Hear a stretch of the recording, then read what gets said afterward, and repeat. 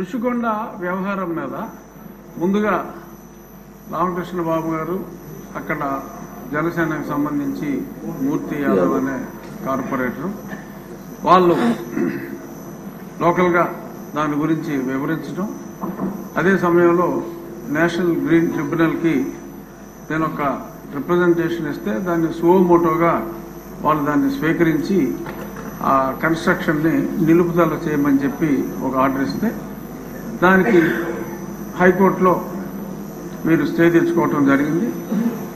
ఆ సమయంలో సుప్రీంకోర్టుకి నేను ఈ విషయాన్ని తీసుకువెళ్ళినప్పుడు పచ్చి అబద్ధాలు అంటే అసలు గతంలో ఎంత ఎస్ఎఫ్టీ ఉందో సుమారు 22,000 చిల్లర ఎస్ఎఫ్టీ ఉండేది ఆ చిన్న చిన్న కాటేజెస్. అదే చోట ఆ ఎస్ఎఫ్టీకి మించకుండా కట్టమని చెప్పి చాలా క్లియర్గా సుప్రీంకోర్టు డైరెక్షన్ ఇచ్చిన తర్వాత ఆ మ్యాటర్ని హైకోర్టుకి రిఫర్ చేశాను. ఆ డైరెక్షన్ ఇచ్చిన తర్వాత హైకోర్టుకి అన్ని రాంగ్ ఎఫిడవిట్స్ వాళ్ళు ఫైల్ చేసి తూచా తప్పకుండా సుప్రీంకోర్టు గైడ్ లైన్స్ని మేము ఫాలో అవుతున్నాం. ఈయన ప్రతిదానికి మా మీద కంప్లైంట్ ఇస్తాడు, అతని కంప్లైంట్లు మీరు పట్టించుకోవద్దు అని అన్ని రాంగ్ ఎఫిడవిట్లు నేను ముఖ్యమంత్రి నివాసం కోసం పట్టుకుంటున్నట్టు అప్పుడే చెప్తే అదేమీ లేదు, కేవలం టూరిజం డెవలప్మెంట్ కోసం మేము ఇన్ని 100 కోట్లు ఖర్చు పెడుతున్నామని చెప్పి బ్లేటెంట్ లైస్ని, అంటే అది పెర్జూరీ కింద వస్తుంది, కోర్టుని తప్పుదోవ పట్టించడం. అటువంటి ఇవన్నీ కూడా ఏపీ టూరిజం డెవలప్మెంట్ కార్పొరేషన్ వారి ద్వారా ఆ పచ్చి అబద్ధాలని అక్కడ ఫైల్ చేయటం, పలుసార్లు అది వాయిదా పడటం జరిగింది. చివరికి అనుకున్నట్టుగా ఆ 22,000 ఎస్ఎఫ్టీ కాకుండా ఇందాక గౌరవనీయులైన మంత్రివర్యులు చెప్పినట్టు 1,20,000 చిల్లర ఎస్ఎఫ్టీ కట్టడం. ఆ తర్వాత ఒక చిన్న డ్రామా, ఎందుకంటే అప్పుడు దాకా అది టూరిజం ప్రాజెక్ట్ అని చెప్పారు.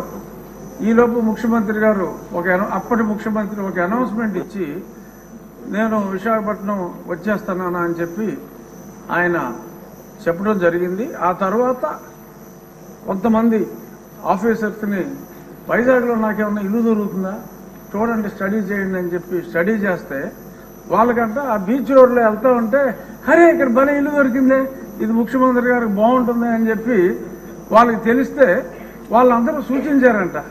సరే దట్స్ ఆల్ రైట్, అందులోనే ఉందాం, పోనీ టూరిజం వాళ్ళకి చెప్పి అందులోనే ఉందాం, వాట్ ఈస్ దేర్, నాకు ఎక్కడైనా పర్వాలేదు, ఐఎమ్ ఏ సింపుల్ మ్యాన్ అని చెప్పి దానికి ఆయన అంగీకారం తెలిపారు.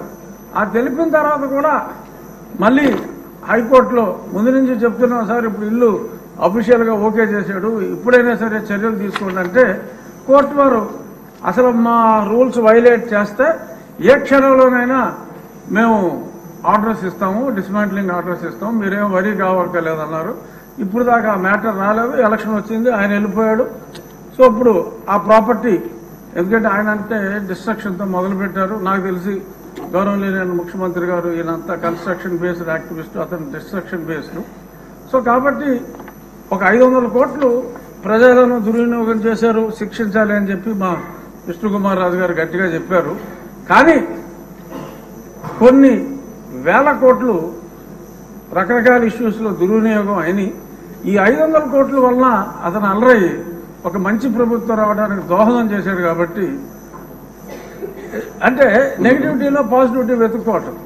సో అంచేత 500 కోట్లు ఖర్చు పెట్టి ఆయన కట్టుకున్నది ఇల్లు కాదు, ఆయన రాజకీయ సమాధి కట్టుకున్నాడని చెప్పి భావిస్తూ 500 కోట్లని మనం క్షమించేయచ్చు, చూడవలసిన వాటి మీద ఎలా అధ్యయనం చేయాలో చూడాలని.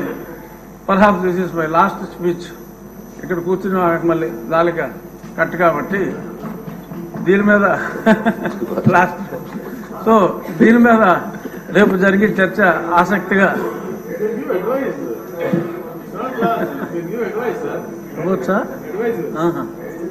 సో ఇది నా పర్సనల్ ఒపీనియన్లో, అంటే నేను వేసిన కేసు కూడా అప్పుడు కొట్టివేయమని అడిగాం, ఇప్పుడు కొట్టివేయకూడదు కాబట్టి నా కేసు కూడా ఇంకా ఇన్ఫ్లక్చువస్గా నేను వెనక్కి తీసుకుంటాను. రామకృష్ణ బాబు గారు కూడా అసెట్ ఉండాలి కాబట్టి అప్పుడు మనతో